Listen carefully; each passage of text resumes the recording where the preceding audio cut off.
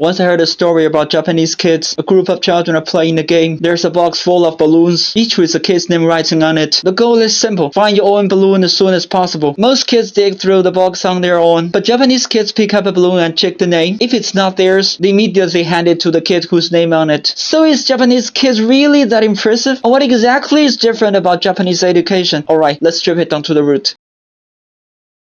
Honestly, whether this story happens is impossible to verify, but the key point is the reaction of the kids is absolutely believable. Japanese education doesn't train kids to ask, am I the fastest? Or do I win? It trains them to ask, is the task finished? For everyone. From a young age, Japanese kids are taught that using something that isn't yours equals to causing trouble, or slowing others down equals being rude. So when they see a balloon that is not theirs, their first instinct is not competition, it's returning it to the system as fast as possible. What outsiders see teamwork is not exactly wrong. Yet it's not moral virtue either. It's adaptive instinct trained by the system. Other kids assume the rule is finish your own task. Japanese kids assume it's a system level mission. What you can see is Japanese elementary school look relaxed on the surface. Few exams, no public rankings. But what they're really teaching is not knowledge. They teach how to manage time, how to handle shared space, how to control emotions, and how to function without supervision. Kids clean their own classrooms. They serve their own lunches. They resolve peer conflicts themselves. Just like a traffic flow. Every car follows its lane, not because someone's watching, but because the whole system collapses if they don't.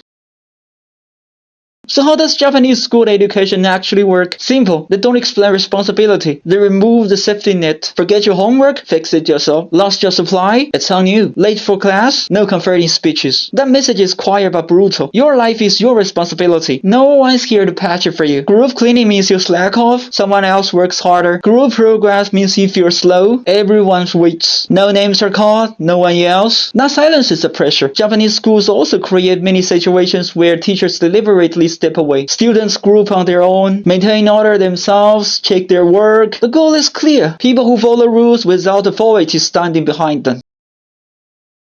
Now look at Japanese families. Parents rarely dump their anxiety on their kids. They don't demand emotional resources. They don't pressure children for your own good. Responsibility is taught the same way. You forget something, you deal with it. You don't do the homework, you face the teacher. You make a choice, you accept the outcome. The coolest Japanese parenting is not love in the emotional sense. It's long interference. Parents intentionally step back from shaping their kids' inner world. They rarely give life advice and rarely plan their kids' future. In East Asia, that's extremely rare. Even globally, it's not common. Human societies usually pass down wisdom. Japanese parents largely don't. They prefer kids to try, fall, remember, with parents only setting hard boundaries, like this girl won't get you into med school, this path is hard, your choice. But what if a kid takes a detour? Japanese society's answer is cold and clear. Growth is supposed to involve detours. Even if the kid hits a wall, Japanese parents won't ask, what did you learn from it? Their value order is simple. Maturity, efficiency, and success. Beyond basic rules like don't cause trouble to others, don't break the order, parents barely touch emotional development, meaning, purpose, self-worth. That's for the kids to carry alone. The upside is real independence and strong emotional control, and the downside, that's next.